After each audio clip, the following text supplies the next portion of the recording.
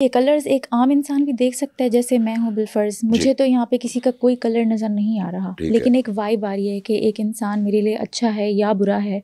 तो ये कोई आम इंसान देख सकता है या कोई स्पिरिचुअल हीलर ही देख पाएगा? देखिए, स्पिरिचुअल हीलर सारे तो नहीं देख पाएंगे, और आखिर प्रैक्टिस भी है कुछ बातें। देखिए, अल्लाह ताला ने हर चीज़ में हर किसी को तो ठीक नहीं किया ना। जिसने ये हमारे सामने माइक लगाया, क्या मैं एक स्पिरिचुअल हीलर इसको लगा सकता है? सही कह रहे हैं, बिल्कुल ठीक है। जिसने ये टेबल सेट की, क्या एक स्पिरिचुअल हीलर क्या करेगा? जो लिफ्ट में साहब ने दरवाज़ा खोला, क्या वो स्पिरिचुअल? अल्लाह ताला की ड्यूटी है। एक बात याद रखिएगा, कोई छोटा काम कोई बड़ा काम नहीं होता, सब अपनी अपनी ड्यूटी पे है, उसने अपना काम लेना है, आपसे भी अपना काम लेना है। वो ये देखेगा कि जिसकी मैंने जो ड्यूटी लगाई है ना, वो कितनी ईमानदारी से कर रहा है। ठीक है, जो भी स्पिरिचुअल हीलर होगा उसके अपनी डोमेन है, उसके अपने काम है। एक बात याद रखिएगा कि स्पिरिचुअल हीलिंग और मेडिकल ये कोई दो चीज़ें नहीं है। जो फिज़िक्स और मेटाफिज़िक्स जो है ना, उसका मामला है। आपकी कुछ चीज़ें आपको नज़र आती हैं तो फिज़िक है, और जो चीज़ आपको नहीं नज़र आती है वो मेटाफिज़िक है। दोनों का कम्बिनेशन ही इंसान को बेहतर इंसान बनाएगा ना। तो कलर आप अब तो मैंने जैसे अर्ज़ किया आपको कि अब तो कैमरे बन गए, आप कैमरे में देख सकती हैं, अपने ऑरा को देख सकती हैं, अपनी डिफरेंट महसूस कर सकती है।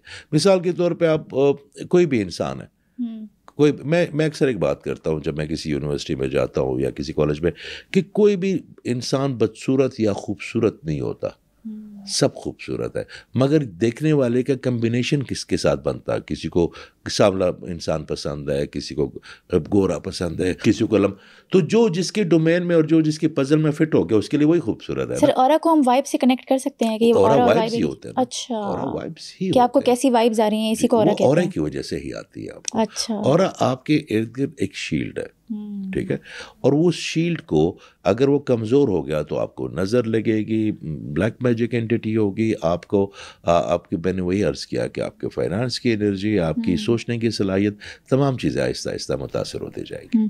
सर, जिस पे नजर बद हो या काला जादू, आपने जिक्र किया काला जादू का, उसका ऑरा भी टूट जाता है उस वक्त? ऑरा टूटता है तो ये सारी चीज़ें होती हैं। देखिए, नजर बद से बहुत जल्दी आपका ऑरा ब्रोकन हो जाता है। आपको शिकायत करने से बड़ी जल्दी और ऑरा ब्रोकन हो जाता है। हर वक्त उदास रहने से ऑरा बहुत जल्दी। देखिए, आप जो सोचते हैं, जो भी आप सोचते हैं, उससे एक एनर्जी क्रिएट होती है, और समझ लें वो फ्रिक्वेंसी आपने इस दुनिया को दे दी आगे, उस सोच की वो फ्रिक्वेंसी आपने दुनिया को दे दी, वो जिंदा हो गई वो सोच। तो जब वो सोच जिंदा हो गई तो वो आपका जो थॉट प्रोसेस है, मैं उसको चलो आसान कर देता हूँ, सारे हमारे बहन भाई समझे कि जो आप सोचते हैं उससे एक एनर्जी बन गई, उस एनर्जी को आपने अपनी बॉडी को ट्रांसफ़र कर दिया तो फीलिंग्स में कन्वर्ट हो गई। तो वो फीलिंग्स आपकी बॉडी में रहेंगी ना, तो आपके जो सेल्स बनेंगे, जो लोग रोज़ाना लाखों और करोड़ों सेल्स बनते हैं, अगर आप स्ट्रेस में और आपने स्ट्रेस में सेल बना लिए तो आपकी बॉडी का क्या हाल होगा?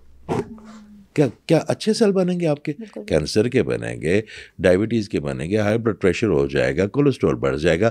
आपकी बॉडी जो है ना, वो आप उसके साथ ज़्यादती कर रहे हैं ना, वो आपकी बॉडी तो गूंगी बहरी अंधी है, उसका अपना मॉनिटरिंग सिस्टम तो नहीं है ना, वो तो आपका माइंड उसको ऑपरेट कर रहा है, उसके न्यूरॉन्स कर रहे हैं।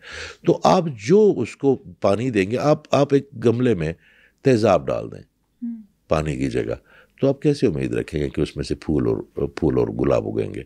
आप साफ पानी रखेंगे, आप उसको धूप दिखाएंगे, आप उसकी निगहदाश्त करेंगे, उसमें से मैं अक्सर कहता हूँ कि आपका जहन जो है ना एक गार्डन है, अगर आप उसको हर किसी को जाने देंगे तो रोंद के चला जाएगा, वो ख्याल रोंद के चले जाएंगे। वो जो आपने क्यारियाँ लगाई हुई हैं, वो जो आपने पौधे लगाए हुए हैं, फिर उनमें खारदार झाड़ियाँ उगाएंगी, फिर अजीब सी एक बदनुमा किस्म की चीज़ बन जाएगी। आपने अपने जहन को इतना ही खूबसूरत रखना है जितना आप अपने जिस्म को और अपने कपड़े, अपने लिबास को साफ रखते हैं, फिर आपका सिलसिला आगे चलता रहेगा।